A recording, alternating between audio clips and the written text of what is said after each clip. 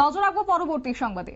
কাশ্মীরে যেভাবে পর্যটকদের উপর হামলা করা হয়েছে তারপরে ভারতের নির্দেশে রীতিমতো সেনাবাহিনী নেমেছেন সংঘর্ষে এবং সেখানে একদিকে পাকিস্তানের জঙ্গিরা, অন্যদিকে ভারতীয় সেনাবাহিনী, এই উভয় পক্ষের সংঘর্ষের জেরে যে কথা আমরা বলছিলাম যে একজন সেনাবাহিনীর মৃত্যু হয়েছে, অবশেষে জানা গেছে যে সেই বীর সন্তান, বাংলার সন্তান, কাশ্মীরে পাকিস্তানের জঙ্গিদের সাথে লড়াই করতে গিয়ে শহীদ হয়েছেন নদিয়ার তেহট্টু ব্লকের পাথরঘাটার বীর বাঙালি সৈনিক ঝন্টু আলী শেখ।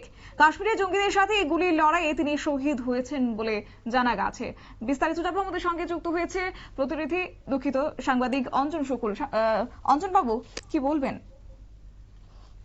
দেখো, কাশ্মীরে পাকিস্তানি জঙ্গিদের সাথে লড়াই করতে গিয়ে মৃত্যু হলো ভারতীয় সেনা জওয়ানের। বাড়ি নদিয়ার তেহট্টু ব্লকের পাথরঘাটায়। বীর শেখ মঙ্গলবার কাশ্মীরে জঙ্গি হামলার ঘটনায় মৃত্যু হয় প্রায় 28 জনের, যার মধ্যে পশ্চিমবঙ্গে রয়েছে 3 জন। ঠিক তেমনি নদিয়ার একাধিক পর্যটক এখনো আটকে রয়েছে কাশ্মীরে। পর্যটকদের উপর জঙ্গি হামলার ঘটনায় কড়া অ্যাকশন নিতে শুরু করেছে ভারতীয় সেনা। শুরু হয়েছে জঙ্গিদের সাথে ভারতীয় সেনার গুলির লড়াই। এবার জঙ্গিদের গুলিতে গতকাল রাত্রিবেলায় আহত হয় তেহট্টুর পাথরঘাটার বাঙালি ভারতীয় সেনা ঝন্টু আলী শেখ। এরপর তাকে হসপিটালে নিয়ে যাওয়া হয়।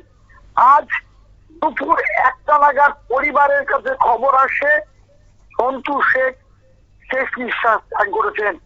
তার এই খবর আসার পর বাড়িতে যেমন শোকের ছায়া, এমনি এলাকার মানুষের কাছেও শোকের ছায়া।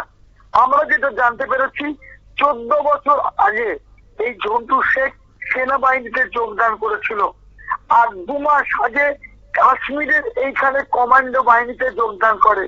যথারীতি গত পরশুদিন ওই এলাকায় সেনা যে জঙ্গিদের সাথে গুলি লড়াই হয়েছিল সেইখানে ও যায় এবং গতকালকে গুলিবিদ্ধ হয়, হাসপাতালে আজকে মারা যায়।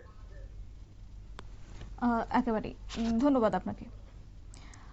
আপনারা শুনলেন সাংবাদিক অঞ্জন শুকুলের বক্তব্য। অর্থাৎ কাশ্মীরের পাকিস্তানি জঙ্গিদের সাথে লড়াই করতে গিয়ে শহীদ হয়েছেন নদিয়ার তেহট্টু ব্লকের পাথরঘাটার বীর বাঙালি সৈনিক ঝন্টু আলী শেখ।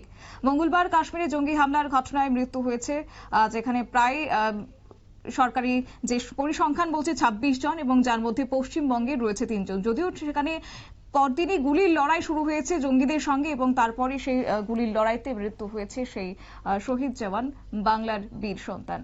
নিয়ে নিচ্ছি ছোট্ট একটি বিজ্ঞাপন বিরতির সঙ্গে থাকুন।